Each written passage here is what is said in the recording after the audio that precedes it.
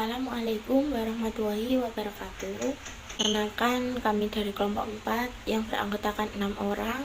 Di antaranya ada Hardianti Alvina Vitasari, Alvina Wijayanti Wibowo, Denis Yulfa Fatma Aisyah, Ade Faradila, Anggraini Putri Nur Cahyani, dan saya sendiri Amalia Winanda Putri sebagai moderator sekaligus sebagai penyaji.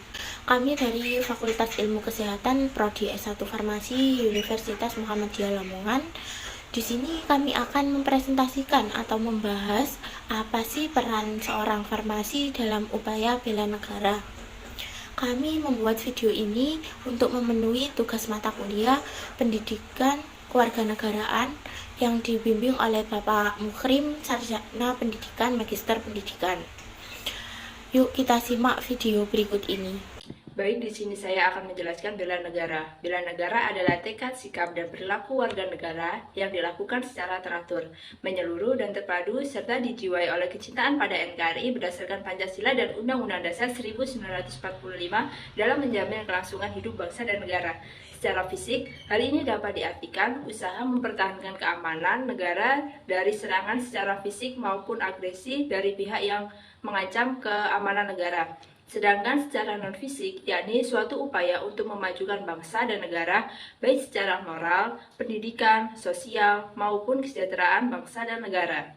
Selanjutnya, saya akan menjelaskan sebagai rakyat kita bisa melakukan upaya bela negara dengan berbagai cara sebagai berikut. Yang pertama, melaksanakan pendidikan kewarganegaraan. Yang kedua, mengikuti kemiliteran. Yang ketiga, mengabdi sebagai prajurit TNI secara sukarela. Dan yang keempat, pengabdian sesuai dengan profesinya. 3 landasan hukum bela negara dalam Undang-Undang 1945. Yang pertama yaitu landasan idil sama halnya dengan landasan hukum semua aktivitas bangsa Indonesia. Landasan idilnya adalah Pancasila. Artinya, semua kegiatan yang berlangsung harus sesuai dengan Pancasila sebagai dasar dan ideologi nasional. Landasan hukum bela negara dalam 5 sila Pancasila. Yang pertama, sila pertama ketuhanan yang Maha Esa. Bangsa Indonesia meyakini bahwa kemerdekaan dan kedaulatan setiap individu dan setiap bangsa adalah hak asasi manusia. Sila kedua, kemanusiaan yang adil dan beradab menunjukkan bahwa bela negara wajib hukumnya bagi setiap warga negara terkait dengan kemanusiaan dan keadilan. Sila ketiga, persatuan Indonesia dapat dijadikan sebuah landasan ideal yang sangat mendasar karena bela negara terkait langsung hubungannya dengan rasa cinta tanah air dan kewajiban membelanya. Sila keempat, kerakyatan yang dipimpin oleh hikmat kebijaksanaan dalam permusyawaratan dan perwakilan menunjukkan landasan bela negara yang menyeluruh dan terorganisir diatur oleh negara. Dan yang terakhir, sila kelima, keadilan sosial bagi seluruh rakyat Indonesia sebagai landasan ideal. Di dalam sila ini terkandung makna kerja keras, giat bekerja, belajar, ikut serta dalam kegiatan pembangunan yang merupakan perwujudan bela negara dalam kehidupan sehari-hari. Oke, kita lanjut. Yang kedua yaitu ada landasan konstitusional.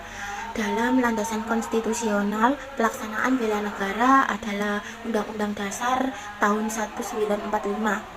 Karena Undang-Undang Dasar 1945 ini merupakan konstitusi negara Indonesia dan juga sekaligus sebagai sumber hukum tertinggi di Indonesia. Dalam tiap batang tubuh Undang-Undang Dasar 1945 ini tercantum hak dan kewajiban bela negara bagi setiap warga negara Indonesia. Yang pertama yaitu terdapat dalam pasal 27 ayat 3 Undang-Undang Dasar 1945 hasil amandemen yang menyatakan bahwa setiap warga negara berhak dan wajib ikut serta dalam upaya pembelaan negara. Berdasarkan pasal ini, setiap warga negara berhak dalam upaya membela negara. Artinya, tidak selalu dalam bela negara secara fisik, namun dapat berarti setiap warga negara berhak mendapatkan pendidikan dan melakukan semua upaya memajukan dirinya, yang nantinya dapat ikut memajukan negara Indonesia. Selain hak bela negara adalah kewajiban, terutama bila keadaan darurat. Peran di Indonesia untuk saat ini bisa dilakukan dengan cara ikut memelihara lingkungan, melaksanakan aturan dan tata tertib di Indonesia, dan lain sebagainya. Yang kedua yaitu terdapat pada pasal 30 ayat 1 Undang-Undang Dasar 1945 tentang hak dan kewajiban bela negara dalam kondisi yang berbeda. Bunyi pasal tersebut adalah tiap-tiap warga negara berhak dan ikut serta dalam pertahanan dan keamanan negara. Sekilas dapat berarti kewajiban dan hak membela negara dalam bentuk fisik ketika Indonesia dalam keadaan perang, namun dapat juga diartikan sebagai kewajiban menjaga ketertiban dan pertahanan negara sebagai makna sila Pancasila dalam kehidupan sehari-hari dengan tidak melakukan tindakan yang melanggar persatuan dan kesatuan Indonesia. Ketiga yaitu landasan operasional. Landasan operasional adalah dasar hukum penyelenggaraan suatu kegiatan dalam negara yang memuat aturannya secara lebih terperinci. Ini dilakukan agar semua kegiatan penyelenggaraan negara lebih kuat secara hukum, termasuk dalam hal bela negara. Beberapa landasan operasional bela negara yaitu yang pertama, TAP MPR nomor 6 tahun 1973. Ketetapan MPR ini berisikan tentang konsep wawasan Nusantara yang menjelaskan dimanapun warga negara Indonesia berada, ia adalah sebagai satu kesatuan negara Indonesia. Yang kedua, Undang-Undang nomor 39 tahun 1999 tentang hak asasi manusia. Hak asasi manusia adalah hak dasar yang dimiliki manusia. Dalam undang-undang ini dijelaskan bahwa setiap warga negara mempunyai hak dan kewajiban dalam membela negara sesuai ketentuan yang berlaku. Yang ketiga, TAP MPR nomor 6 dan 7 tahun 2000 tentang TNI dan Polri. Ketetapan MPR nomor 6 tahun 2000 menjelaskan tentang pemisahan TNI dan Polri yang semula menjadi satu lembaga. Kemudian Undang-Undang nomor 7 menjelaskan peranannya masing-masing, yang kemudian diatur lebih lanjut dalam undang-undang. Selanjutnya yaitu unsur dasar bela negara. Yang pertama, cinta tanah air. Yang kedua, kesadaran berbangsa dan bernegara. Yang ketiga, yakin akan Pancasila sebagai ideologi negara. Yang keempat, rela berkorban untuk bangsa dan negara.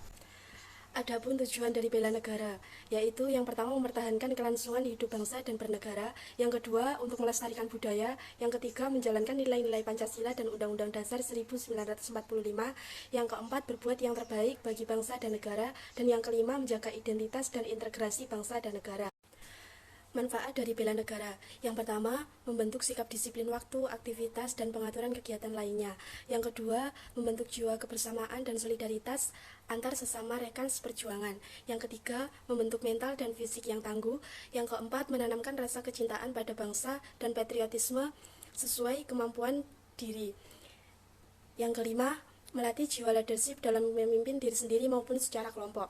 Yang keenam, membentuk iman dan takwa pada agama yang dianut, dan yang ketujuh berbaktilah pada orang tua, bangsa, dan agama. Topik selanjutnya adalah bela negara dalam bidang farmasi. Bela negara tidak hanya dilakukan oleh TNI saja, tetapi juga seluruh warga Indonesia. Bela negara bisa dilakukan sesuai dengan profesinya masing-masing.